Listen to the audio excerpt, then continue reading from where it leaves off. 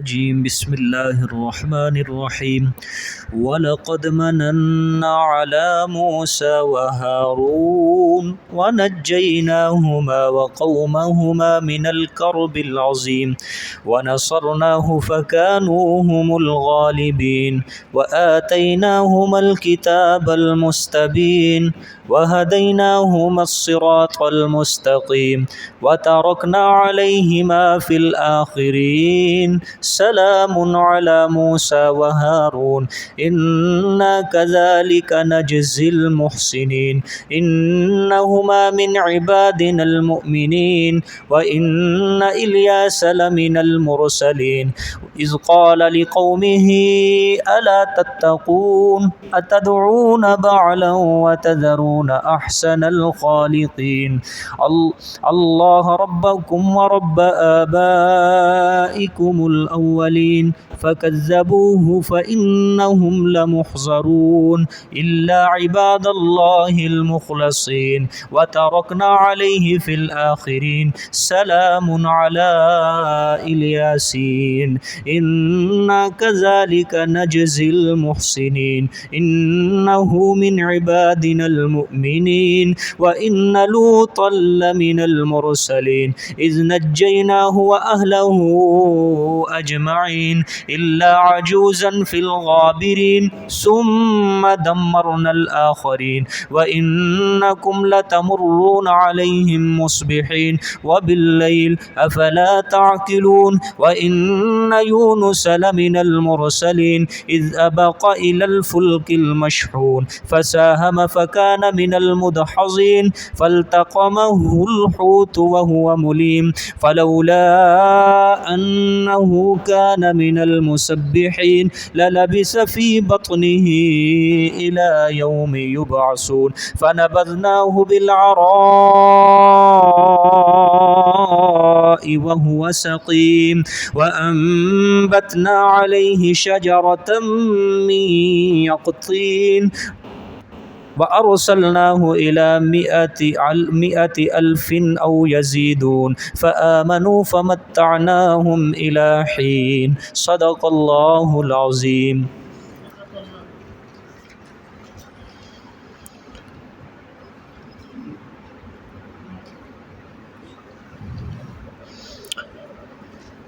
کل کے سبق میں حضرت ابراہیم علیہ السلام کا ذکر خیر ہوا، حضرت اسماعیل علیہ السلام کی قربانی اور اسحاق علیہ السلام کا ذکر۔ یہ کل کا جو سبق ہے اس کی جو آخری آیت تھی وَبَارَكْنَا عَلَيْهِ وَعَلَى إِسْحَاقَ وَمِن ذُرِّيَّتِهِمَا مُحْسِنٌ وَظَالِمٌ لِنَفْسِهِ مُبِينٌ، اس کے اوپر تھوڑا سا غور کرنا ہے۔ یہ فَبَشَّرْنَاهُ بِإِسْحَاقَ نَبِيًّا مِّنَ الصَّالِحِينَ، اس کے اندر اللہ پاک نے فرمایا ہم نے اس کو خوشخبری دی اسحاق کی جو کہ نبی تھے، من الصالحین اعلیٰ درجے کے صالحین میں سے تھے۔ پھر اس کے آگے اللہ پاک نے فرمایا وَبَارَكْنَا عَلَيْهِ وَعَلَى إِسْحَاقَ، ہم نے برکتیں دی اوپر اس کے اور اوپر اسحاق کے۔ آگے فرمایا وَمِن ذُرِّيَّتِهِمَا، اور ان دونوں کی اولاد سے، اور ان دونوں کی اولاد سے، ٹھیک ہے۔ یہ وَبَارَكْنَا عَلَيْهِ، برکتیں دی اوپر اس کے، اس سے مراد کون ہے؟ یہ ہی جو ہے نا علیہ، یہ جو ہی ضمیر ہے یہ ابراہیم علیہ السلام کی طرف راجع ہے۔ عام طور پر مفسرین نے اس کے بارے میں یہی کہا ہے۔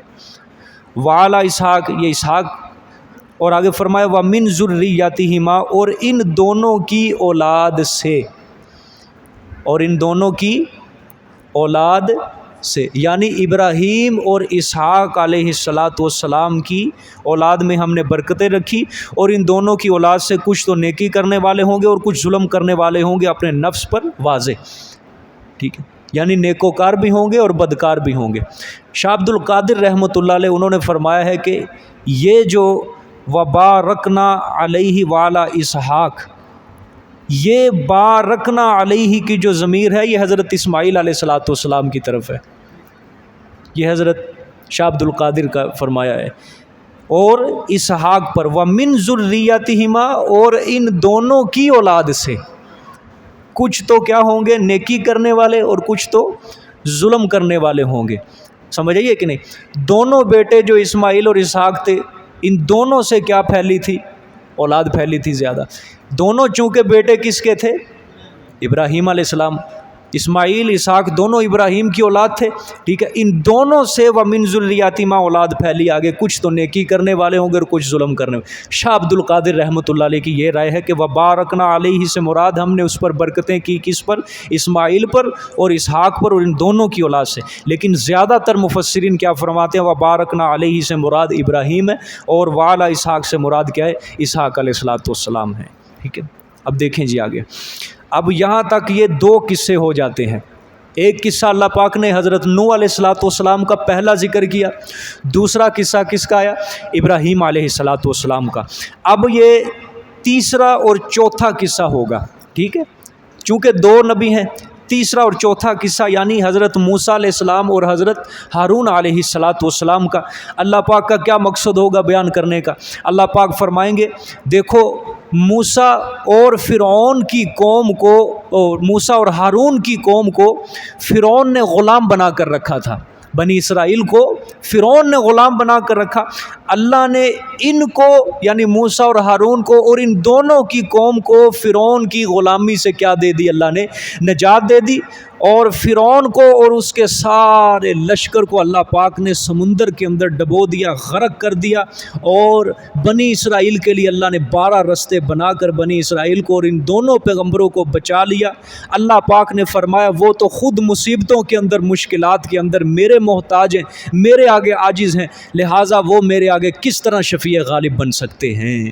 سمجھ آئی ہے؟ دیکھیں جی اب ترجمہ. وَلَقَدْ مَنَنَّا عَلَى مُوسَىٰ وَهَارُونَ، اور البتہ تحقیق احسان کیا ہم نے اوپر موسیٰ علیہ السلام کے، وہارون اور ہارون علیہ السلام کے. کیا احسان کیا؟ اللہ پاک فرما رہے ہیں کہ ہم نے ان کو نبوت عطا کی. کیا عطا کی؟ دونوں کو ہم نے نبی بنایا، اور دونوں کو ہم نے کمالات ظاہرہ بھی عطا کی اور کمالات باطنہ بھی اللہ پاک نے عطا کیے تھے. ٹھیک ہے، یہ احسان کیا ہے، ہم نے یہ سب کچھ دیا تھا ان کو. آگے فرمایا وَنَجَّيْنَاهُمَا وَقَوْمَهُمَا مِنَ الْكَرْبِ الْعَظِيمِ، اور ہم نے ان دونوں کو نجات دی. ٹھیک ہے، ہم نے ان دونوں کو کیا دی؟ نجات عطا فرمائی. وَقَوْمَهُمَا، اور ان دونوں کی قوم کو یعنی بنی اسرائیل کو، من الکرب العظیم، ایک بہت بڑی مصیبت سے. ٹھیک ہے، اور فرمایا آگے وَنَصَرْنَاهُمْ، اور ہم نے مدد کی ان کی، فَكَانُوا هُمُ الْغَالِبِينَ، پس تھے وہی غلبہ پانے والے آخر میں. ٹھیک ہے، تھے وہی غلبہ پانے والے آخر میں. ٹھیک ہے، مطلب اللہ پاک فرمانا چاہتے ہیں فرعون نے ان دونوں کو اور ان کی قوم کو غلام بنا کر رکھا ہوا تھا. ظالم ظلم و ستم کیا کرتے تھے بنی اسرائیل کے اوپر، ان کی عورتوں سے، ان کی بچوں سے کام کاج لیا کرتے تھے. فرعونی اپنے گھروں کے اندر رکھا ہوا تھا، کپڑے دھلایا کرتے تھے، روٹیاں پکوایا کرتے تھے، ساری خدمتیں لیا کرتے تھے. سمجھ آئی؟ اللہ پاک نے فرمایا ہم نے ان دونوں کو بھی نجات دی اور ان دونوں کی قوم کو بھی نجات دی ایک بہت بڑی مصیبت سے. اللہ فرمانا چاہتے ہیں دیکھو دو پیغمبروں کے ہوتے ہوئے وہ دونوں پیغمبروں کے پاس اتنی طاقت نہیں تھی کہ فرعون کے لشکر سے اور اس کے اوپر جو مصیبت ان دونوں کے اوپر آئی ہوئی تھی وہ خود اپنی طاقت سے بچ جاتے، بلکہ اس مصیبت سے نجات عطا کی تو کس نے کی ہے؟ اللہ پاک نے. لہٰذا مصیبتوں کو دور کرنا یہ نبیوں ولیوں کا کام نہیں ہوتا، مصیبتوں کو دور کرنا یہ کس کا کام ہوتا ہے؟ اللہ پاک کا کام ہوتا ہے. سمجھ آئی ہے؟ آگے اللہ نے فرمایا صرف مصیبت کوئی دور نہیں کیا بلکہ ہم نے ان کی مدد بھی کی تھی. کس لحاظ سے؟ کہ سمندر جب سامنے آیا تو پھنس گئے سارے کے سارے. ٹھیک ہے، مدد کی ان کی. اب یہاں پہ قوم بھی ہے اور دونوں نبی بھی، موسیٰ اور ہارون اور نبی بھی ہیں. یہاں یہ نہیں فرمایا وَنَصَرْنَاهُمَا، ان دونوں کی مدد کی، نہ ہم ضمیر جمع کی ہے. اللہ نے فرمایا ان سب کی ہم نے مدد کی تھی. اور اول تو وہ مغلوب تھے، یعنی فرعون کیا تھا؟ غالب تھا. اور حضرت موسیٰ، ہارون اور ان کی قوم کیا تھی؟ مغلوب تھی، لیکن بعد میں فَكَانُوا هُمُ الْغَالِبِينَ، غلبہ پانے والے کون تھے؟ موسیٰ اور ہارون اور ان کی قوم تھے، اور فرعون اور اس کا لشکر کیا ہو گیا؟ غرق ہو گیا سمندر میں، ٹھیک ہے۔ اس کے بعد پھر اللہ نے فرمایا وَآتَيْنَاهُمَ الْكِتَابَ الْمُسْتَبِينَ، اور ہم نے عطا کی ان دونوں کو کتاب واضح بعد از غرق فرعون۔ تورات کب ملی تھی؟ فرعون کے غرق ہونے کے بعد حضرت موسیٰ علیہ السلام کو کیا ملی تھی؟ تورات ملی تھی۔ اللہ پاک نے فرمایا ان دونوں کو ہم نے کیا دی؟ تورات دی۔ ملی تو حضرت موسیٰ کو تھی، لیکن ان کی وساطت سے حضرت ہارون بھی اس کتاب کی کیا کرتے تھے؟ تبلیغ کیا کرتے تھے، ٹھیک ہے، واضح کتاب دی۔ وَهَدَيْنَاهُمَ الصِّرَاطَ الْمُسْتَقِيمَ، اور راہ راست پر چلایا، اور چلایا ہم نے ان دونوں کو الصراط المستقیم، راہ راست پر، ٹھیک ہے، توحید والے رستے پر، شرک والے رستے سے ہم نے بچا کے ان دونوں کو کس رستے پر چلایا؟ توحید، صراط مستقیم والے رستے کے اوپر چلایا، ٹھیک ہے۔ آگے وَتَرَكْنَا عَلَيْهِمَا فِي الْآخِرِينَ، اور چھوڑا ہم نے اوپر ان دونوں کے بیچ پچھلوں کے مطلب آنے والی نسلوں کے اندر، یعنی سلام علی موسیٰ و ہارون کے، سلام کہیں اوپر موسیٰ اور ہارون کے، سلامتیاں ہو اوپر موسیٰ اور ہارون کے۔ گویا آنے والی جتنی بھی نسلیں تھیں وہ حضرت موسیٰ کو جب نام لیتے ہیں تو کیا کہتے ہیں؟ علیہ السلام، و ہارون، اور ہارون علیہ السلام، سمجھ آئیے کہ نہیں؟ اب یہ آگے فرمایا انا کذالک نجزی المحسنین، بے شک ہم اسی طرح بدلہ دیا کرتے ہیں دل سے نیکی کرنے والوں کو۔ کیا مطلب بدلہ دیا کرتے ہیں؟ وہ یہی مطلب جو میں نے آپ کو پچھلے سبق میں سمجھایا کہ آنے والی نسلوں کے اندر اللہ پاک نے ان نبیوں کا نام بھی محترم کر دیا تھا۔ جو بھی ان کا نام لے گا وہ ان کے اوپر سلامتی کی دعا بھیجے گا، ان کی تعریف کرے گا، ان کی تحسین کرے گا۔ بے ادبی سے ان کا نام کوئی بھی نہیں لے گا، سمجھ آئیے کہ نہیں بات؟ اس وجہ سے اللہ پاک نے فرمایا ہم بدلہ دیا کرتے ہیں، ہم اس طرح نام کو زندہ کر دیا کرتے ہیں۔ اب حضرت موسیٰ اور ہارون کا نام قرآن پاک میں اللہ نے ذکر کیا، ہم ادب سے ان کا تذکرہ کرتے ہیں، ادب سے ان کا نام لیتے ہیں۔ اللہ پاک نے فرمایا اپنے بندوں کو ہم اسی طرح بدلہ دیا کرتے ہیں، ٹھیک ہے، کہ ہم نے ان سے مصیبت کو دور کر دیا، ہم نے ان کی مدد کی، ہم نے ان کے دشمن کو غرق کر دیا، مغلوب کر دیا۔ اپنے دل سے نیکی کرنے والوں کو ہم اسی طرح بدلہ دیا کرتے ہیں، بچا لیا کرتے ہیں، ٹھیک ہے۔ آگے انہما من عبادنا المؤمنین، بے شک وہ دونوں ہمارے ایمان والے بندوں میں سے تھے۔ دیکھو اللہ پاک نے حضرت نوح کا ذکر کیا، وہاں بھی اللہ نے یہی فرمایا انا کذالک نجزی المحسنین، ٹھیک ہے۔ آگے فرمایا ان کے بارے میں بھی کہ وہ ہمارے نیک بندوں میں سے تھا۔ پھر حضرت ابراہیم کا تذکرہ کیا، اس کے بارے میں بھی اللہ پاک نے یہی فرمایا سلام علی ابراہیم کذالک نجزی المحسنین۔ اب ان دونوں کے بارے میں بھی اللہ نے یہی فرمایا کہ انا کذالک نجزی المحسنین انہما من عبادنا المؤمنین۔ اب ذرا غور کریں، جو اللہ پاک کے اوپر یقین رکھتا ہے، ایمان رکھتا ہے، اللہ پاک اس کی مدد ضرور کرتے ہیں۔ ہر نبی کے بعد نوح علیہ السلام کے اوپر مصیبت آئی، قوم نے تنگ کیا، اللہ پاک نے حضرت نوح کو غلبہ دیا کہ نہیں؟ آخر میں انہوں نے صبر کیا، ٹھیک ہے، اور اللہ کی توحید 950 سال تک بیان کی، لیکن بالآخر اللہ پاک نے حضرت نوح کو ہی کیا دیا ہے؟ غلبہ دیا، دشمنوں کو ذلیل و رسوا کر دیا۔ حضرت ابراہیم کے بارے میں بھی یہی، اور اب حضرت موسیٰ اور ہارون کے بارے میں بھی اللہ پاک نے یہی بیان فرمایا کہ دشمن کو ہم نے غرق کر دیا، مغلوب کر دیا، اپنے دونوں پیغمبروں کو ہم نے غالب کر دیا، اور ان کا نام ہم نے کیا کر دیا؟ زندہ کر دیا۔ وجہ کیا ہے؟ انہما من عبادنا المؤمنین، ہمارے مخلص بندوں میں سے تھے، یہ دل سے نیکی کرنے والے، توحید پرست تھے، یہ صبر کرنے والے ہمارے بندے تھے۔ یہ اللہ پاک جس کی تعریف فرمائے اس کا کتنا مقام ہوگا۔ اللہ ان کے ایمان کی گواہیاں دے رہا ہے، ٹھیک ہے۔ آگے دیکھیں جی، اللہ اکبر۔ اب یہ تیسرا اور چوتھا قصہ، اب یہ آگے ہے پانچواں قصہ، ٹھیک ہے، حضرت الیاس علیہ السلام کا۔ ان کا یہاں پہ ہے کچھ تذکرہ قرآن پاک میں، اور ایک جگہ ان کا نام آیا سورۃ انعام کے اندر، صرف جہاں اللہ پاک نے 18 نبیوں کے نام لیا، پھر اللہ پاک نے آگے فرمایا کہ اگر یہ بھی شرک کرتے تو ان کے اعمال صالحہ بھی ہم سلب کر لیتے، وہاں ان کا صرف نام آیا۔ اب یہاں پہ کچھ ان کا تذکرہ ہے، یہاں پہ سورۃ صافات میں دیکھیں جی۔ اب وَإِنَّ إِلْيَاسَ لَمِنَ الْمُرْسَلِينَ، بے شک اور بے شک الیاس علیہ السلام البتہ رسولوں میں سے تھے، وہ بھی ہمارے بھیجے ہوئوں میں سے تھے، رسولوں میں سے تھے. ٹھیک. اذ قال لقومه الا تتقون، جب کہ فرمایا انہوں نے اپنی قوم سے، الا تتقون، آیا نہیں ڈرتے تم، آیا تم بچتے نہیں ہو، شرک سے کفر سے ڈرتے نہیں ہو تم. اتدعون بالا، آیا پکارتے ہو تم بال کو، ٹھیک ہے، بت کا نام تھا یہ. وَتَذَرُونَ أَحْسَنَ الْخَالِقِينَ، اور چھوڑتے ہو تم احسن الخالقین، جو سب سے زیادہ خوبصورت بنانے والا ہے، جو سب سے زیادہ خوبصورت پیدا کرنے والا ہے، احسن بنانے والا، اس کو چھوڑ کر تم بال کی عبادت کرتے ہو. ٹھیک. ہاں اللہ ربکم، ہاں اللہ، احسن الخالقین کون ہے؟ اللہ ہے. وہ اللہ کون ہے؟ ربکم، جو تمہارا بھی تربیت کرنے والا پالنہار ہے. ورب آبائکم الاولین، اور تمہارے پہلے آباء و اجداد کا بھی تربیت کرنے والا ہے. ٹھیک ہے، یعنی وہ زندہ ہے، تمہارے آباء و اجداد کی بھی اسی نے تربیت کی، پالنہار ہے، اور تمہاری تربیت کرنے والا بھی کون ہے؟ وہی ہے. سمجھ آئی ہے کہ نہیں؟ اب دیکھیں جی، ذرا بات سمجھ لو غور سے. الیاس علیہ الصلاۃ والسلام، اللہ پاک نے ان کی قوم کا بھی ذکر نہیں کیا یہاں پہ کہ ان کی قوم پر دنیاوی عذاب آیا یا نہیں آیا. اللہ پاک نے قرآن میں ان کے ذکر نہیں کیا، صرف سرسری سا اللہ پاک نے ذکر کیا ہے.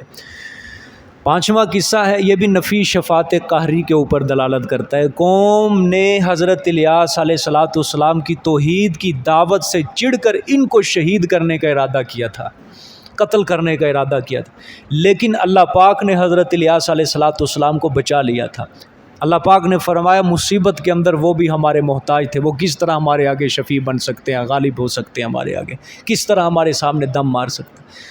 یہ حضرت الیاس علیہ الصلاۃ والسلام کا دور کون سا ہے، کس دور میں آئے؟ تو مفسرین بیان فرماتے ہیں کہ حضرت الیاس علیہ الصلاۃ والسلام یہ حضرت ہارون علیہ السلام کی اولاد میں سے تھے. ٹھیک ہے، کچھ قرآن کا بھی ترتیب اسی طرح ہے کہ ان کے موسیٰ اور ہارون کے بعد اللہ پاک نے الیاس کا ذکر فرمایا. ٹھیک ہے، یہ ہارون کی اولاد میں سے تھے اور یہ انبیاء بنی اسرائیل میں سے تھے. حضرت موسیٰ علیہ الصلاۃ والسلام کے بعد ہارون، ہارون کے بعد تھے یوشع علیہ الصلاۃ والسلام. ٹھیک ہے، حضرت یوشع علیہ الصلاۃ والسلام کے بعد مفسرین فرماتے ہیں حضرت الیاس علیہ الصلاۃ والسلام آئے تھے. ٹھیک ہے، الیاس علیہ السلام. اللہ پاک نے کس شہر کی طرف ان کو بھیجا؟ یہ آیت کے اندر دیکھیں، اتدعون باعلن، آیا لفظ باعلن، یہ بت کا نام تھا، شہر کا نام تھا بعل بکہ. کیا نام تھا؟ بعل بکہ، با عین لام با کاف، بعل بکہ. یہ دمشق کے غربی جانب واقع ہے، مغربی جانب، وہاں پہ یہ شہر ہے بعل بکہ. وہاں پہ اللہ پاک نے ان کو نبی بنا کر بھیجا تھا. ملک شام ہے نا، ملک شام، آپ صلی اللہ علیہ وسلم کے دور میں اور اس کے بعد کچھ عرصہ اور اس سے پہلے یہ ایک بہت بڑا ملک تھا ملک شام.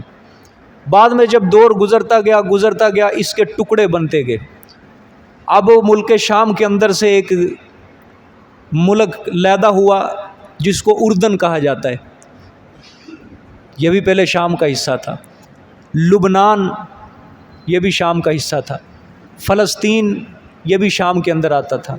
سمجھ آئی؟ یہ سارے کے سارے ایک ملک شام ہی تھے، لیکن بعد میں یہ ٹکڑے بنتے گئے. ٹھیک ہے، تو یہ بعل بکہ جو ہے نا، اس وقت یہ لبنان کا شہر ہے اور بڑا قدیم ترین شہر ہے یہ لبنان. یہ لبنان ملک کا یہ شہر ہے بعل بکہ. یہ بعل بکہ بہت قدیم شہر ہے. آج بھی اس شہر کے اندر پرانے کھنڈرات، جو بڑے بڑے کھنڈرات ہیں، پرانے آثار قدیمہ، یہ اپنی شان و شوکت کا مظہر رکھتے ہیں. وہ جدھر حضرت الیاس علیہ الصلاۃ والسلام کو اللہ پاک نے نبی بنا کر بھیجا. جمہور کے نزدیک یہی قول ہے کہ حضرت الیاس علیہ الصلاۃ والسلام یہ انبیاء بنی اسرائیل میں سے تھے. اور یہ جو لوگ قائل ہیں نا اس بات کے کہ حضرت سلیمان علیہ الصلاۃ والسلام کا یہ ملکہ بلقیس کے ساتھ نکاح ہو گیا تھا، وہ یہاں پہ یہ بھی بات کہتے ہیں کہ حضرت سلیمان علیہ الصلاۃ والسلام نے ملکہ بلقیس کو یہ شہر بالابکہ حق مہر کے اندر دیا تھا۔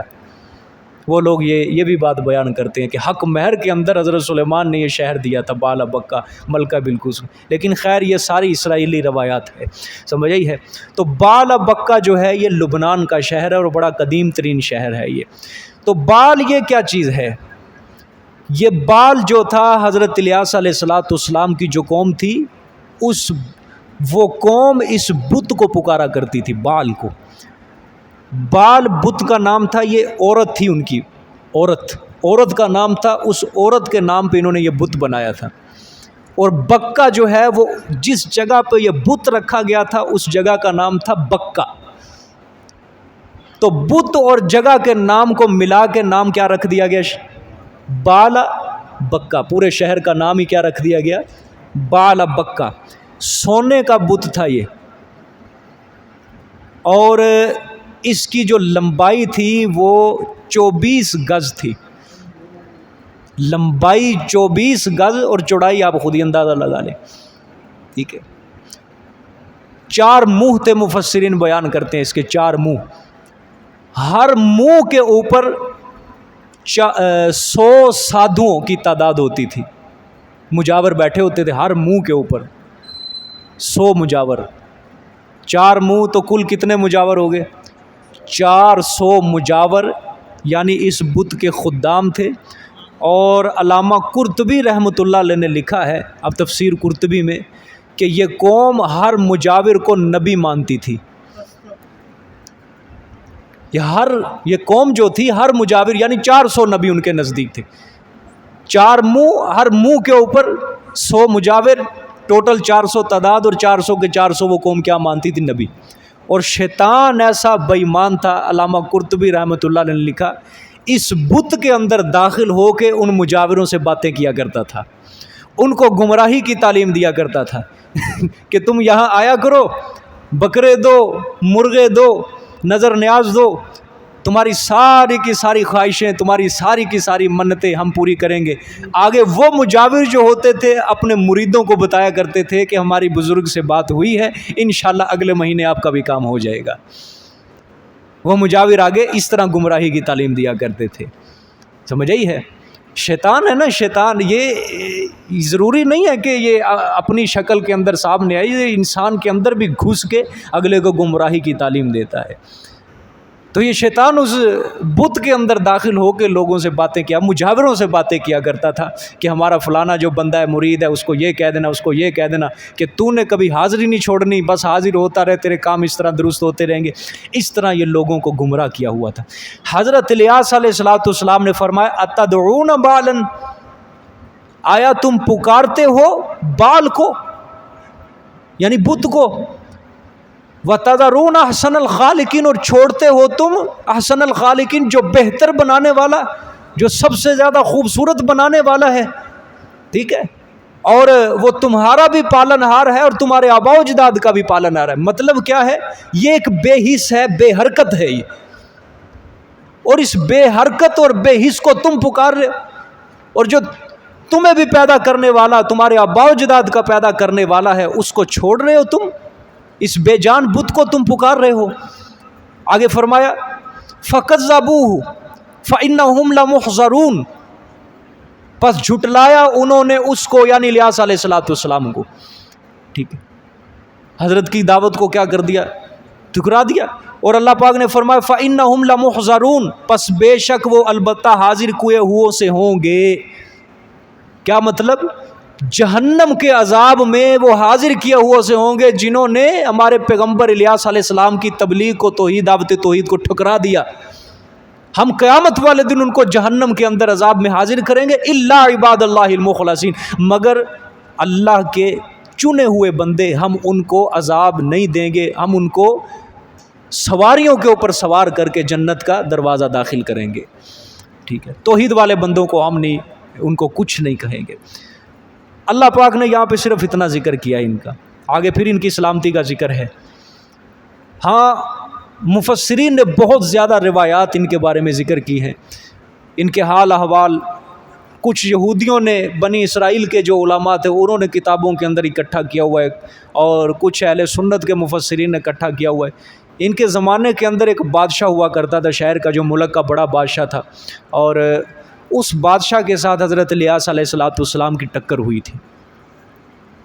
وہ بادشاہ بھی اسی بت کی عبادت کیا کرتا تھا، اس کی بیوی بھی اسی بت کی عبادت، قوم کی ساری قوم اسی بت کی عبادت کیا، حتیٰ کہ حضرت الیاس علیہ السلام بادشاہ کے پاس بھی دعوت توحید لے کے پہنچے، اس کو بھی توحید کی دعوت دی، اس کی بیوی کو دی، لیکن وہ دونوں حضرت کی جان کے دشمن بن گئے، ان کو قتل اور شہید کرنے کا ارادہ کر لیا۔ حضرت الیاس علیہ السلام ان کے مذموم مقاصد کو سن کر جب پتہ چلا، یہ ایک غار کے اندر جا کے روپوش ہو گئے۔ اب حضرت الیاس علیہ السلام پریشان رہنے لگے کہ اس قوم کے اوپر اگر اللہ کا عذاب آ گیا یہ تو جائیں گے جہنم کے اندر۔ تو انہوں نے اللہ پاک سے دعا کی، یا اللہ پاک ان کے اوپر قحط سالی نازل کر، جب ان کے اوپر قحط سالی نازل ہوگی پھر میں جاؤں گا، اور یا اللہ پاک میں تجھ سے دعا کروں گا تو پھر ان کے سامنے میرے ہاتھ سے معجزات ظاہر کرنا، تاکہ ان کو میری سچائی کا یقین ہو جائے، میری صداقت کا یقین ہو جائے۔ خیر ان کے اوپر قحط سالی آئی، جب قحط سالی آئی قوم مرنے لگی، پھر حضرت الیاس آئے اس بادشاہ کے سامنے، اس بادشاہ کو آ کے حضرت الیاس علیہ السلام نے کہا کہ یہ جو تیرے بت کے سامنے 400 مجاور بیٹھے ہوتے ہیں نا، جن کو تم نبی کہتے ہو، ان کو میرے مقابلے کے اندر لے کے آؤ، یہ بھی قربانی پیش کریں اللہ کے سامنے، میں بھی قربانی پیش کروں گا اللہ کے سامنے۔ جس کی قربانی کو آسمان سے آ کر بجلی نے بھسم کر دیا وہ سچا ہوگا، جس کی قربانی کو بھسم نہیں کیا، جو راکھ نہیں ہوگی جس کی قربانی، سمجھو اس کی قربانی قبول ہی نہیں، وہ جھوٹا ہوگا۔ مقابلہ شروع ہو گیا۔ ایک پہاڑی تھی وادی کرمل اس کا نام تھا، اور وہاں پہ یہ مقابلہ ہوا، 400 مجاور لے کے آئے، کوئی بکرا جو بھی لے کے آئے وہ قربانی پیش کرنے کے لیے، اور حضرت الیاس علیہ السلام بھی آئے میدان کے اندر دعائیں۔ اب صبح کو یہ ہوا، فجر کے بعد یہ مقابلہ شروع ہوا، 400 جو ان کے مجاور تھے، سادھو تھے، انہوں نے بال کو پکارنا شروع کیا کہ بابا یہ قربانی قبول کر، یہ قربانی قبول کر۔ دوپہر تک وہ دعائیں کرتے رہے لیکن کسی نے سنی نہیں ہے۔ بال کہاں سنتا، وہ تو آگے بت تھا، مردہ تھا۔ حضرت الیاس علیہ السلام نے جب دعا کی اپنے اللہ کے سامنے، حضرت الیاس کی قربانی آسمان سے بجلی بسم ہوگی اور ان کی قربانی فوراً اللہ پاک نے قبول کر لی۔ اب قوم کے لوگ سارے ارد گرد جب انہوں نے دیکھا یہ سارا تماشا، وہ سارے کے سارے لوگ سجدے میں گر پڑے، حضرت کے اوپر ایمان لے آئے۔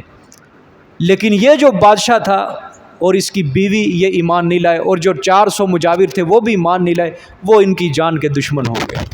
اس نے ہمارے روٹی پانی سارا بند کر دیا، سارے دین اور مذہب کو بگاڑ کے رکھ دیا، ہمارے آباء و اجداد کے مذہب کو ختم کر دیا، اس کو ہم نہیں چھوڑیں گے۔ وہ حضرت کو قتل اور شہید کرنے کے اوپر آمادہ ہو گئے۔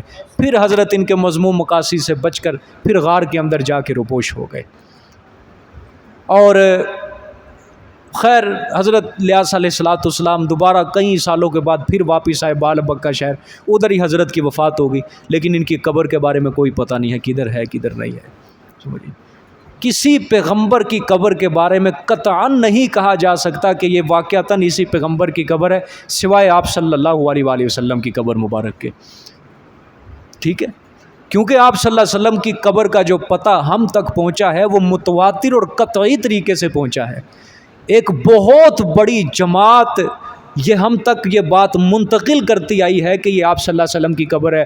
صحابہ کو پتہ، صحابہ تو چشمدید گواہ تھے نا، اب بہت بڑی جماعت ہے صحابہ اکرام کی، انہوں نے پھر آگے تابعین کو بتایا، انہوں نے پھر آگے تبع تابعین، اس طرح چلتے چلتے چلتے یہ ہم تک تعلیم پہنچی کہ آپ صلی اللہ علیہ وسلم کی جو قبر مبارک ہے وہ مدینہ منورہ کے اندر ہے، مسجد نبوی حجرہ عائشہ، وہاں پہ آپ صلی اللہ علیہ وسلم کی قبر ہے۔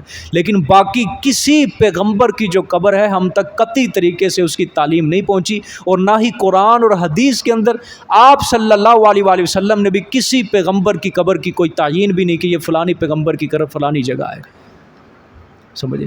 اور اگر کہیں مثال کے طور پہ ہمارے پاکستان میں گجرات کے علاقے میں مشہور ہے، یہاں پہ 3-4 پیغمبروں کی قبریں ہیں، جھٹلانا بھی نہیں چاہیے اور سچ بھی نہیں ماننا چاہیے، بس خاموشی اختیار کرو، سکوت اختیار کرو۔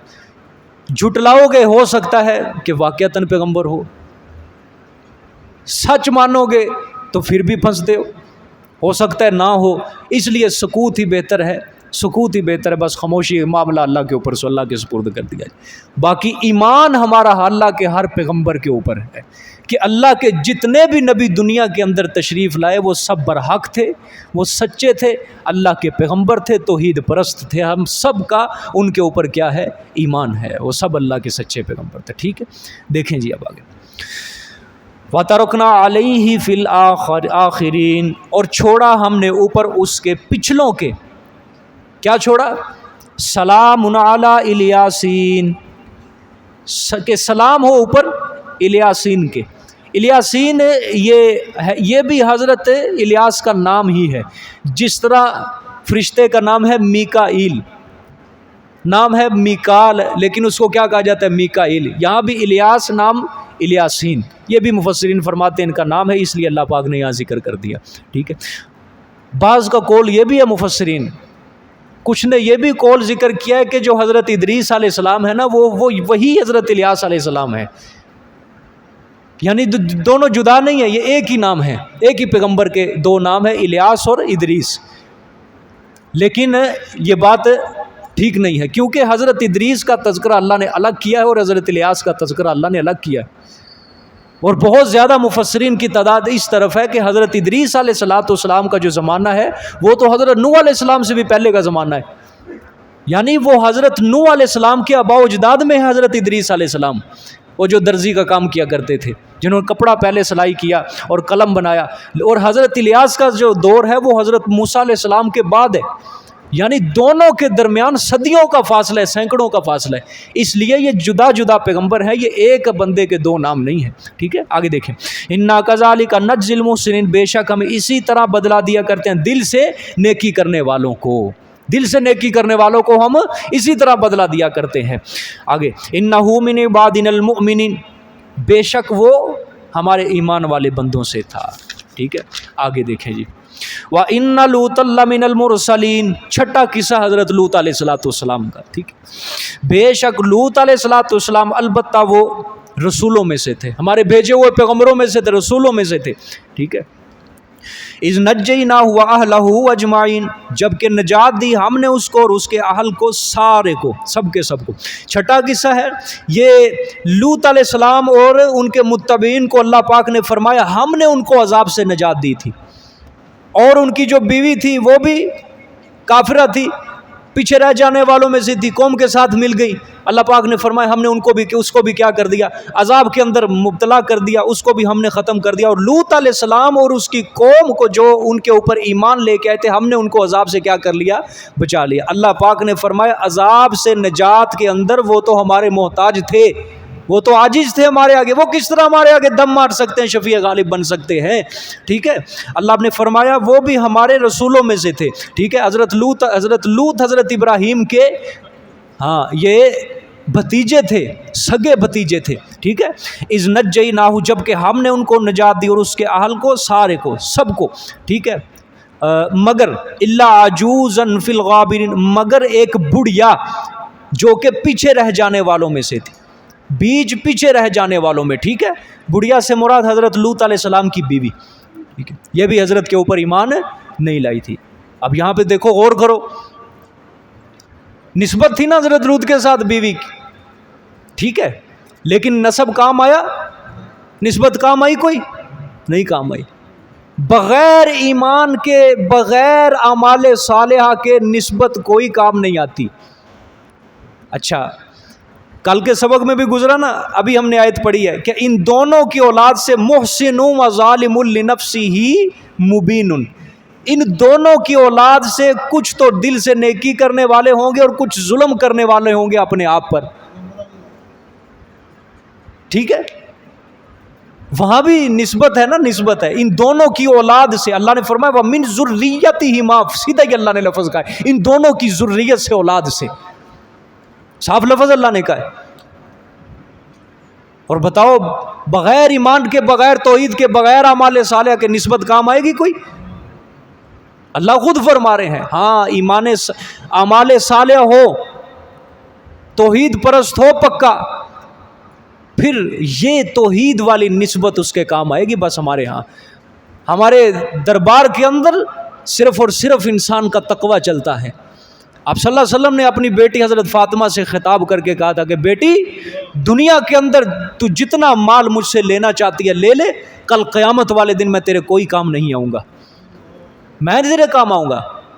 آخری پیغمبر، خاتم النبیین، ساقی کوثر، شافع محشر، شفیع المذنبین، وہ اپنی بیٹی کو کہہ رہا ہے کہ تو جتنا دنیا سے مجھ سے مال لے سکتی ہے لے لے، لیکن کل قیامت والے دن میں تیرے کوئی کام نہیں آؤں گا۔ اپنے چچا عباس کو بھی آپ صلی اللہ علیہ وسلم نے یہی جملہ مخاطب، اپنے قریش خاندان کو بھی یہ جملہ آپ صلی اللہ علیہ وسلم نے مخاطب کر کے کہا تھا، کل قیامت والے دن میں تمہارے کوئی ضرورت پوری نہیں کر سکتا، کوئی کام نہیں آ سکتا۔ یہاں پہ لوگوں نے نسبتیں بنائی ہوئی ہیں، ہماری جو نسبت ہے جی فلانے پیر سے ملتی ہے، بھائی ایمان، نہ منہ پہ داڑھی، نہ نماز، نہ روزہ، نہ زکوٰۃ، کوئی دین سے لینا دینا نہیں، اور فلانے پیر سے ہمارا نسب نامہ ملتا ہے، اور ڈھول ڈانس، کتوں کی لڑائی کروا رہے ہیں، کنجریوں کی ڈانس کروا رہے ہیں درباروں کے اوپر، اور نسبتیں اونچی اونچی اپنی بنائی ہوئی ہیں کہ ہم جنتی، جنت ہماری انشاءاللہ، پیر صاحب ہمارا ہاتھ پکڑ کے آگے آگے خود ہوں گے، پیچھے پیچھے ہم جنت کے اندر داخل ہو جائیں گے۔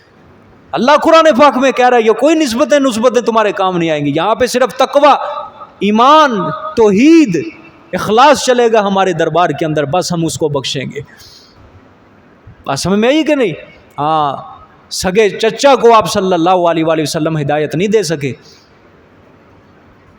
کتنا پیچھے لگے رہے آپ صلی اللہ علیہ وسلم، لگے رہے کہ نہیں، کہ چچا میرے کان کے اندر ہی کلمہ پڑھ دے، میرے کان کے اندر ہی میں کل قیامت والے دن تیرے حق میں گواہی دے دوں گا، تیری سفارش کر دوں گا۔ لیکن اللہ نے کیا فرمایا، انک لا تہدی من احببت ولکن اللہ یہدی من یشاء، میرے پیغمبر جس کو تو پسند کرے تو اس کو ہدایت نہیں دے سکتا، ہاں ہدایت صرف اسی کو ملے گی، ولکن اللہ یہدی من یشاء، جس کو کون چاہے گا؟ اللہ چاہے گا۔ سمجھ آئیے؟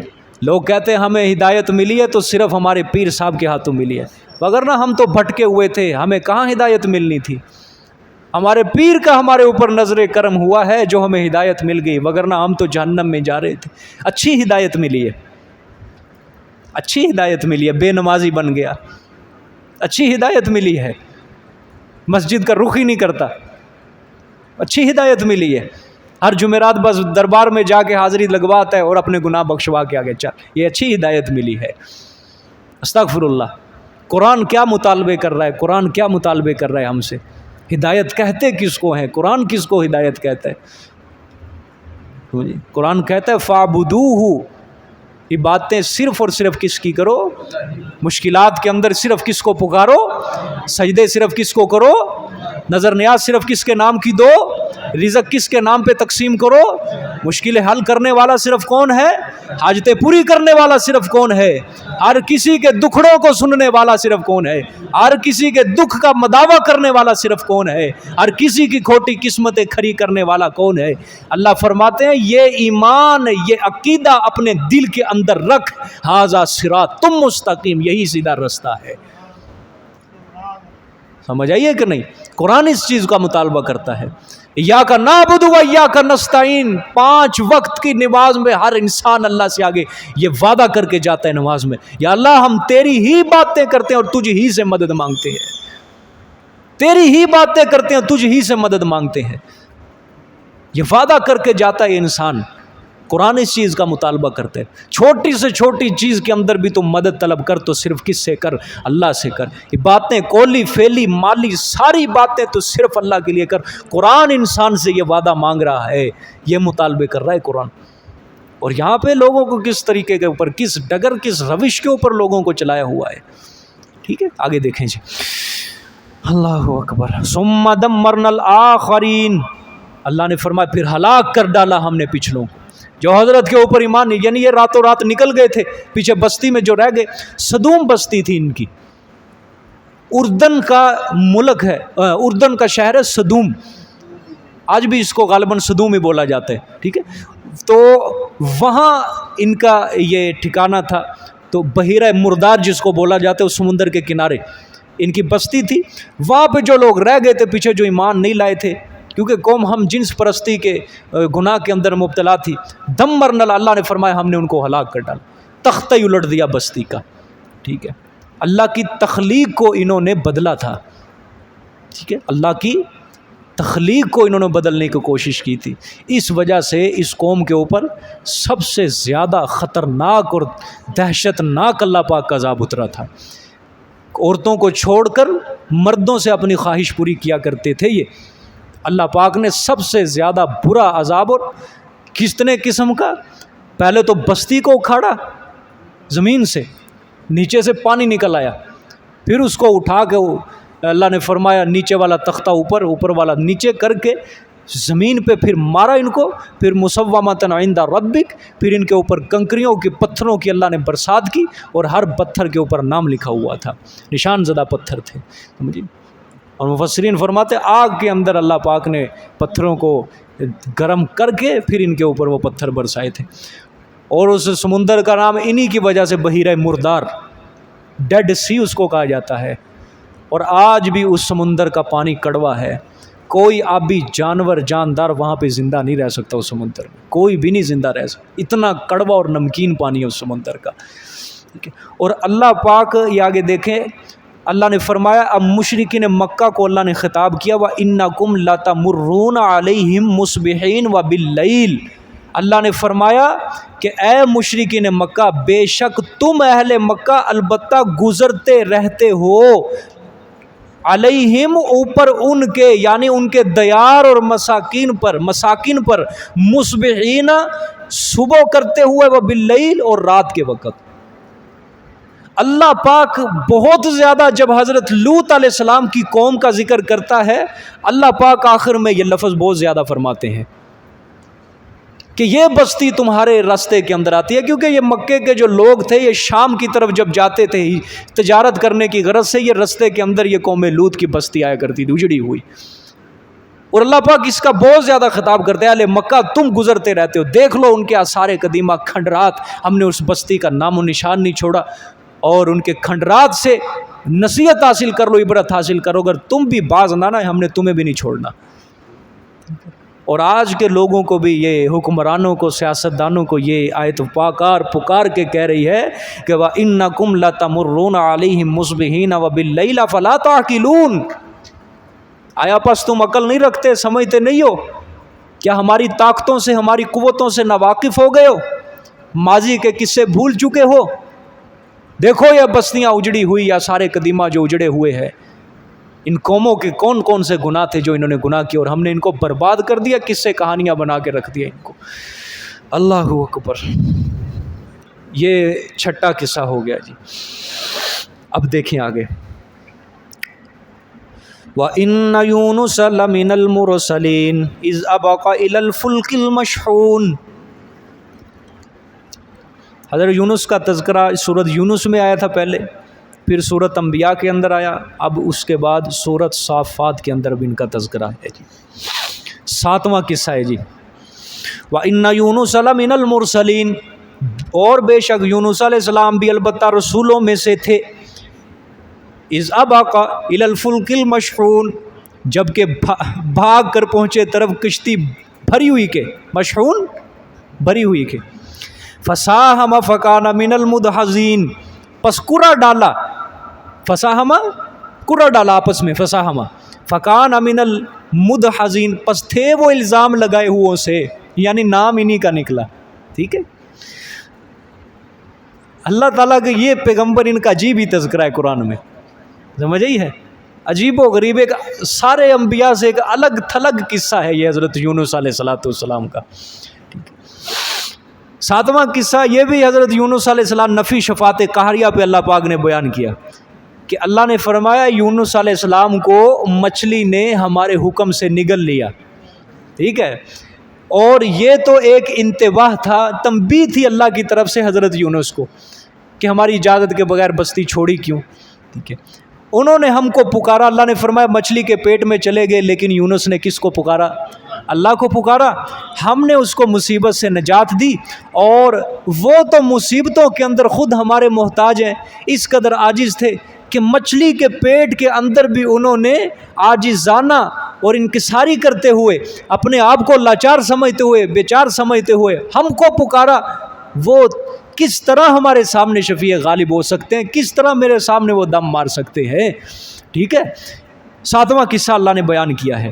یہ ہوا کیا، اللہ پاک نے، یہ نینوا بستی تھی، یہ عراق کا ملک تھا، عراق کا ملک کے اندر ایک صوبہ تھا، موصل اس کا نام تھا، وہاں اس صوبے کا شہر تھا نینوا، بستی کا نام تھا۔ اس علاقے میں حضرت یونس علیہ السلام نبی بنا کر بھیجے گئے تھے، اور ان کا دور بھی جو ہے حضرت موسیٰ علیہ السلام کے بعد کا ہی دور ہے، نینوا بستی کی طرف، ٹھیک ہے۔ اور یہ واحد پیغمبر ہیں کہ اللہ پاک نے ان کی قوم کی تعداد کا بھی ذکر کیا ہے قرآن میں۔ حضرت نوح علیہ السلام کی مدت تبلیغ کا ذکر کیا ہے، کتنے سال تبلیغ کی، اور ان کی قوم کا تعداد کا ذکر کیا کہ ان کی قوم کی تعداد کتنی تھی، 1,00,000 یا 1,00,000 سے زائد اللہ پاک نے بیان فرمائی ہے، او یزیدون، ٹھیک ہے۔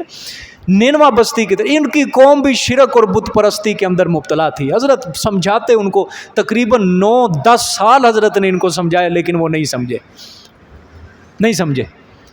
خیر، حضرت نے ان کو کہا 3 دنوں کے اندر تمہارے اوپر عذاب آ جائے گا، اللہ کی طرف سے بھی حکم آ گیا، بس 3 دنوں کے اندر ہم نے ان کو عذاب بھیج دینا ہے۔ اب حضرت یونس علیہ السلام سے کیا ہو گیا، انہوں نے تھوڑا سا بے صبری کا مظاہرہ کر دیا، انہوں نے کہا عذاب تو آئے گا، بس اب نکلو، اور بہت زیادہ تنگ آ چکے تھے، قوم سے تنگ آ چکے۔ تیسرے دن قوم کو خیر آباد کا، اور نکل پڑے بستی سے، نینوا بستی سے نکلے اور سمندر کا رخ کیا، دریا کا رخ کیا، اب چلے گئے نکل کے۔ جب تیسرا دن آیا نا کہ آسمان سے بڑے کالے سیاہ بادل نمودار ہوئے، قوم نے جب دیکھا نا، او یونس جس عذاب کا ہمیں ڈرایا کرتا تھا، اب وہ عذاب ہمارے اوپر آنے والا ہے۔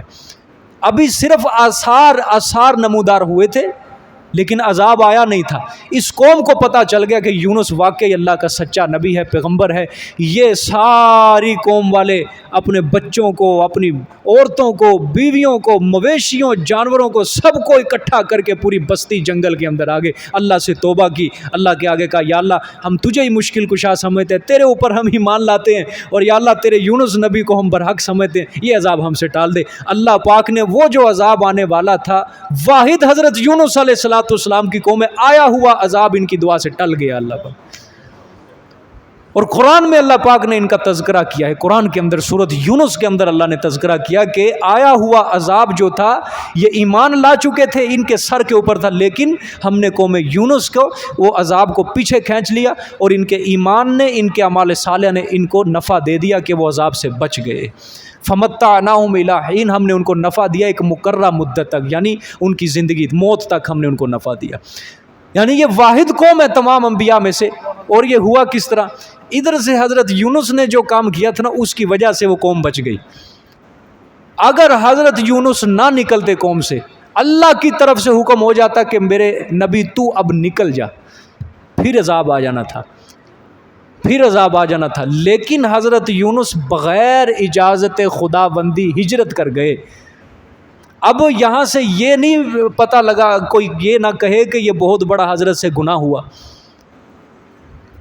یہ ہم اس کو کہتے ہیں اجتہادی غلطی۔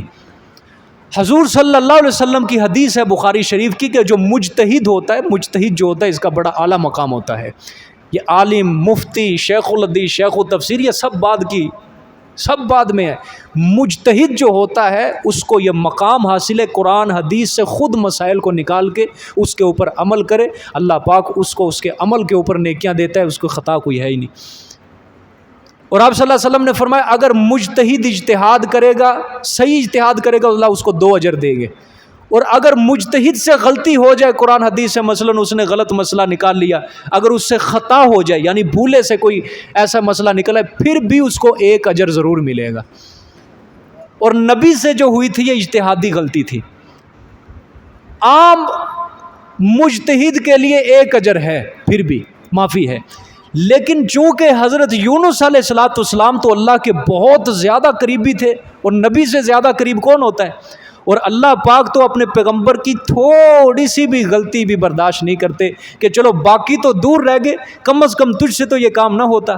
اللہ پاک نے تنبیہ کے طور پہ اللہ نے کہا چل نکل تو رہا ہے، آج اب جائے گا کدھر تو، سمجھے کہ نہیں، جائے گا کہاں۔ اللہ نے سورۃ انبیاء کے اندر ذکر کیا ہے، اللہ نے وہاں پہ کہا وَظَنُّونِ إِذْ ذَهَبَ مُغَاضِبًا، کہ جب وہ مچھلی والا غصہ ہو کر اپنی بستی سے نکلا غصے کے اندر، وہاں اللہ نے نام نہیں لیا، صرف یہ کہا وَظَنُّونِ، او دیکھو مچھلی والا، اذهب مغاضبا، غصے ہو کر قوم سے نکل گیا۔ آگے اللہ نے فرمایا فَظَنَّ أَن نَّقْدِرَ عَلَيْهِ، فَظَنَّ لَن نَّقْدِرَ عَلَيْهِ، اس نے مچھلی والے نے یہ گمان کیا تھا کہ ہم قدرت نہیں رکھتے اس پر۔ ٹھیک ہے، کیا مطلب قدرت نہیں رکھتے؟ اب یہ مطلب نہیں مراد لیا جا سکتا کہ حضرت یونس کا علیاذ باللہ یہ نظریہ تھا کہ میں نکل تو جاؤں گا، اللہ مجھے پکڑنے پر قادر نہیں ہے۔ مطلب یہ تھا، اللہ پاک فرمانا چاہتے فَظَنَّ أَن لَن نَّقْدِرَ عَلَيْهِ، کہ گمان اس نے یہ کر لیا تھا کہ شاید اللہ کی طرف سے کون سا کوئی آزمائش آنی ہے، کون سا کوئی تنبیہ آنی ہے۔ اس نے اپنے ذہن میں یہ رکھا ہوا تھا کہ میں نکل رہا ہوں، مجھے کون سا اللہ نے کچھ کہنا ہے، ٹھیک ہے قوم نے نہیں مانا میری بات کو، ان کے اوپر عذاب آئے گا، بس چلتے ہیں۔ اللہ نے فرمایا وہ یہ گمان لے کے نکلا تھا بستی سے، لیکن کیا ہوا جب کشتی میں جا کے بیٹھا، وہ اگلا قصہ اللہ نے کچھ حصہ یہاں ذکر کیا۔ اللہ نے فرمایا اذ ابق الى الفلك المشحون، کشتی لدی ہوئی سی سواریوں سے، سامان سے لدی ہوئی تھی، لیکن کیا ہوا فساہم فکان من المدحضین، وہ کشتی جب دریا کے درمیان میں پہنچی پھنس گئی بور کے اندر۔ کہاں پھنس گئی؟ بور میں پھنس گئی، گرداب میں پھنس گئی، مخالف سمت ہوائیں چلنے لگی، کشتی ڈولنے لگی۔ اب اس زمانے کے رواج کے مطابق کشتی کے اندر کچھ لوگ بیٹھے تھے، انہوں نے کہا کہ بابا بات یہ ہے کہ اس کشتی کے اندر کوئی نہ ایسا غلام بھاگا ہوا ہے جو اپنے آقا کی اجازت سے بغیر آیا ہوا ہے۔ اب صوفی صاحب وہ نیچے منہ کر کے بیٹھے ہوئے، انہوں کو پتا تھا یہ کام میرا ہی ہے، بولے نہیں کہ بھئی میں ہوں، لیکن قرعہ ڈالا گیا۔ فساہما، کشتی والے نیک تھے سارے، اور جب انہوں نے دیکھا کہ پیغمبر ہے، اس کا چہرہ ہے نورانی چہرہ ہے، یہ تو اچھا آدمی لگتا ہے، امام ہے، پیشوا لگتا ہے ہمیں، ہم اس کو دریا کے حوالے نہیں کریں گے۔ تو کشتی والوں نے کہا ہم قرعہ اندازی کریں گے، پرچیاں ڈالی گئیں۔ ایک بار قرعہ اندازی کی گئی، پہلی بار نام حضرت یونس علیہ السلام کا نکلا، حضرت کی باری آ گئی، کشتی والوں نے کہا نا بابا یہ کوئی نیک ہے، بزرگ ہے، نورانی چہرہ ہے، ہم اس کو نہیں اس طرح۔ دوسری بار پھر قرآن، دوسری بار پھر حضرت یونس کا نام نکلا، پھر قوم نے کہا نہیں، تیسری بار پھر قرعہ ڈالا گیا، تیسری بار پھر حضرت یونس کا نام نکلا۔ معاملہ ایسا بن گیا کہ پیغمبر کشتی کے اندر بیٹھتا ہے تو کشتی ڈوبتی ہے، اور پیغمبر کشتی سے نکلتا ہے تو کشتی بچتی ہے۔ سمجھ آئیے؟ اگر اس کو یوں کہیں کہ یہ کشتی پھنسی نہیں بلکہ اللہ نے خود پھنسائی، آنے والی نسلوں کو اللہ پاک نے یہ تعلیم دینی تھی کہ لوگوں کشتیوں کا کنارے کے اوپر لگانا یہ نبی ولی کا کام نہیں ہوتا، کشتیوں کا کنارے پہ لگانا یہ صرف کس کا کام ہے؟ اللہ پاک کا کام۔ یہ کسی کے اختیار کے اندر نہیں ہے کہ کشتی کنارے لگ جائے۔ ہاں نبی دیکھ لو یونس میرا پیغمبر، ساری دنیا کے ولی اکٹھے ہو جائیں پیغمبر کے قدموں کی خاک کا مقابلہ بھی نہیں کر سکتے۔ وہ یونس کشتی میں بیٹھا اور کشتی پھنس گئی، کنارے نہیں لگی، ڈوب رہی ہے، اور ہم نے یونس کو نکالا تو کشتی بچتی ہے۔ سمجھ آئی؟ یہاں پہ بڑے بڑے واقعات سنائے جاتے ہیں نا، کرامتیں سنائی جاتی ہیں۔ پیر صاحب نے پوری برات ہی الٹا دی کشتی سمیت ہی دریا کے اندر، مائی نے نظر نہیں دی تھی، مائی نے نیاز نہیں دی تھی، پیر صاحب کو غصہ چڑھا، وہ مائی گئی، برات جاری تھی، مائی بھی اسی کے اندر برات کے اندر کشتی میں، پیر صاحب کو غصہ چڑھا، یہ مائی جس برات کے ساتھ جاری ہے ان براتیوں نے کیوں بٹھایا اپنی کشتی میں، اور پیر صاحب نے کشتی پکڑی اور ساری الٹا دی، اور 12 سال کے بعد پھر زندہ سلامت سب کو باہر نکال دیا۔ یہاں پہ یہ جھوٹے قصے کہانیاں سنائیں۔ یہی الفاظ مشہور ہے نا، لے 11ویں علیحدہ نام تیری ڈبی ہوئی تر جائے گی، وہ ادھر ہی منسوب کیا جاتا ہے اس لفظ کو، تیری ڈبی ہوئی تر جائے گی، یعنی 11ویں والے کا نام لے، جو تیری ڈوبی ہوئی ہے نا، جو قسمت تیری خراب ہے وہ تیری ساری کی ساری تر جائے گی۔ حضرت یونس علیہ السلام کی ڈوبی ہوئی کہ کس نے تارا تھا؟ کس نے ان کا بیڑا پار کیا تھا؟ پیغمبر ہے نا، پھنس گئے تھے، قرآن ذکر کرتا ہے اس واقعے کو، قرآن ذکر کرتا ہے۔ اللہ اکبر۔ گئے اب کشتی کے اندر، کشتی والوں نے کہا نا بابا ٹھیک ہے۔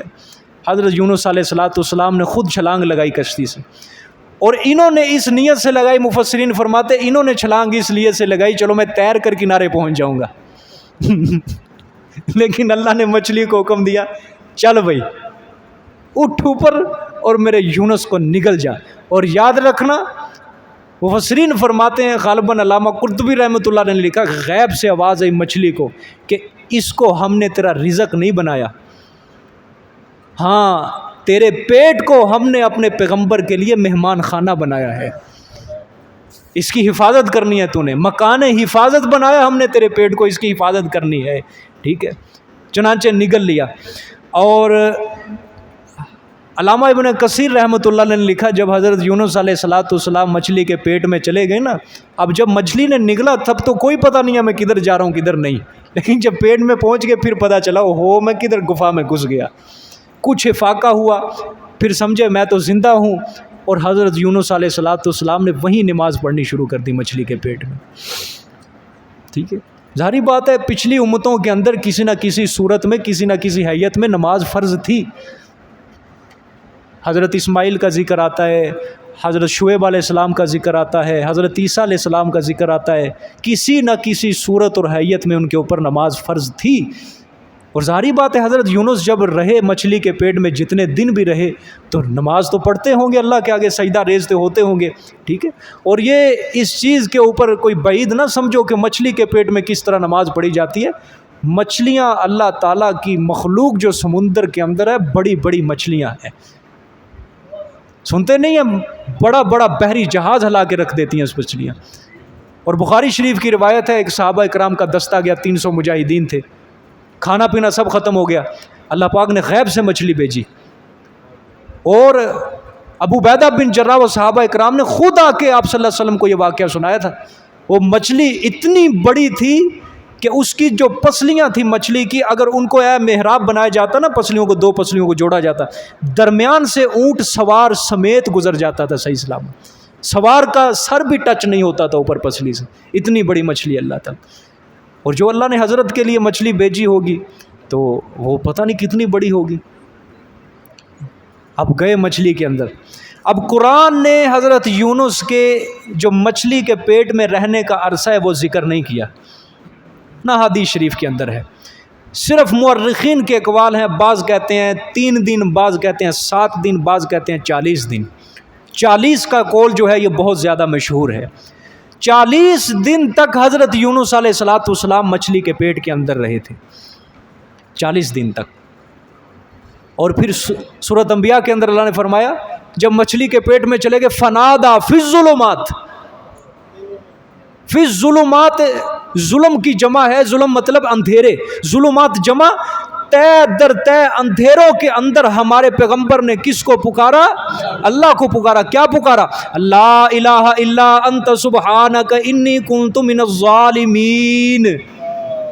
دعا بھی دیکھو، تسبیح کیسے بیان کی کہ یا اللہ لا الہ الا انت، تیرے سوا کوئی معبود نہیں ہے، لا الہ الا انت، نہیں کوئی معبود مگر تو۔ اللہ میں یہاں 3 اندھیروں کے اندر تجھے پکار رہا ہوں، اللہ میری اس پکار کو یہاں سے سننے والا کوئی نہیں، اس مچھلی کے پیٹ کے اندر میری پکار یہاں سے کوئی نبی نہیں سننے والا، کوئی ولی نہیں، کوئی انسان نہیں، کوئی جن نہیں، کوئی فرشتہ نہیں میری پکار کو سنے گا۔ یا اللہ میری پکار کو سننے والا ہے تو صرف اور صرف الا انت، کون ہے؟ تو۔ سمجھئی؟ پھر فرمایا سبحانک، اللہ تو پاک ہے۔ کیا مطلب پاک ہے؟ یا اللہ ہاں یہاں سے میری پکار کو کوئی انسان نہیں سنے گا، اس کے اندر یہ عیب ہے، کوئی نبی، کوئی ولی، کوئی فرشتہ، کوئی جن نہیں سنے گا، اس کے اندر یہ عیب ہے، کیونکہ وہ میری پکار کو سن ہی نہیں سکتا۔ یا اللہ تو اس عیب سے پاک ہے، تو سن سکتا ہے، تو اس نقص سے، تو عیب سے پاک ہے، یا اللہ تو سن سکتا ہے میری پکار کو۔ سبحانک، اس لیے تیری ذات کیا ہے؟ پاک ہے۔ سبحانک انی کنت من الظالمین، اللہ میں ہی اپنے آپ پہ ظلم کرنے والا ہوں، میں ہی خطا بار، تیری اجازت کے بغیر میں بستی سے نکل گیا۔ دیکھو پیغمبر ہے، اپنی خطا کو اللہ کے آگے رکھا، اپنا قصور اللہ کے آگے رکھا، یا ربا میں قصوروار ہوں۔ معلوم ہوتا ہے جب اللہ سے دعا کرنی ہے نا، اگر چاہتے ہو کہ جلد از جلد دعائیں قبول ہوں، اپنے قصور اللہ کے آگے رکھو۔ یا اللہ میں نے یہ گناہ کیا، یا اللہ آنکھوں کے گناہ میرے پاس بہت ہیں، یا اللہ ہاتھ کے گناہ، پاؤں کے گناہ ربا، کانوں کے گناہ، زبان کے گناہ ربا میرے پاس بہت ہیں، یا اللہ عاجز ہوں، یا اللہ تو گناہوں کا معاف کرنے والا ہے، اے اللہ تو میرے گناہوں کو، پہلے اپنے گناہوں کا اظہار کرو اللہ کے آگے، قصور نکالو اپنے گناہوں کا۔ لوگ سمجھتے ہیں ہمارے گناہ بھی نہیں ہیں جی، یہ نہیں ہے وہ نہیں ہے، پھر کیوں ہمارے اوپر پریشانیاں، کیوں مصیبتیں آ رہی ہیں؟ کوئی رکھتا ہے اپنے گناہوں کو اللہ کے آگے؟ ہر کوئی سمجھتا ہے میں صاف ستھرا ہوں، میں صاف ستھرا ہوں۔ اپنے گناہوں کا قصور اللہ کے آگے، شرمندگی کا اظہار کرو، ندامت کا اظہار کرو، پھر اللہ کی تعریفیں کرو، پھر اپنا سارا اللہ سے درخواست سے رکھا کرو، ٹھیک ہے؟ اللہ اکبر۔ فساہم فکان من المدحضین، پس قرا کیا، پھر کیا ہوا؟ فکان من المدحضین، پس تھے وہ الزام لگائے ہوئے سے، ٹھیک ہے، ہو گئے وہ، پس تھے وہ الزام لگائے ہوئے سے، یعنی اسی کا نام نکلا قرا کے اندر، ٹھیک ہے؟ آگے پھر کیا ہوا؟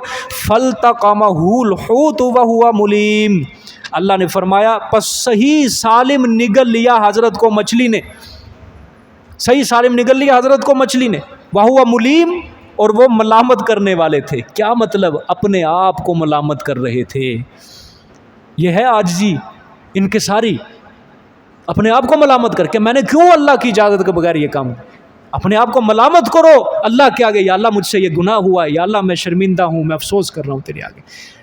فلولا انہ کان من المسبحین، پس اگر نہ ہوتی یہ بات کہ بے شک تھے حضرت پاکیاں بیان کرنے والوں سے، للبث فی بطنہ الی یوم یبعثون، البتہ ٹھہرے رہتے وہ اس مچھلی کے پیٹ میں اٹھائے جانے کے دن تک۔ اللہ نے فرمایا میرا یونس مجھے نہ پکارتا، نہ آواز دیتا، میں قیامت تک اس کو مچھلی کے پیٹ کے اندر ہی رکھتا۔ نکالا، نجات اس وجہ سے ہم نے دی کہ اس نے ہمیں پکارا۔